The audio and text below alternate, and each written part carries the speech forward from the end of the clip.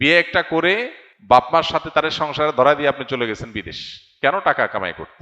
তো বেচারি এখানে স্বামী ছাড়া তার যে দীর্ঘদিন বসবাস করতে হয়, এটা তার জন্য কঠিন এবং এটা তার অধিকারের লঙ্ঘন সুস্পষ্টভাবে। আমরা অনেক নারী অধিকার নিয়ে কথা বলি, এটা নিয়ে দেখবেন হুজুররা ছাড়া আর কেউ কথা বলে না। সেকুলাররা অনেক মিষ্টি মিষ্টি অধিকার নিয়ে কথা বলে, এগুলো নিয়ে তারা কথা বলবে না।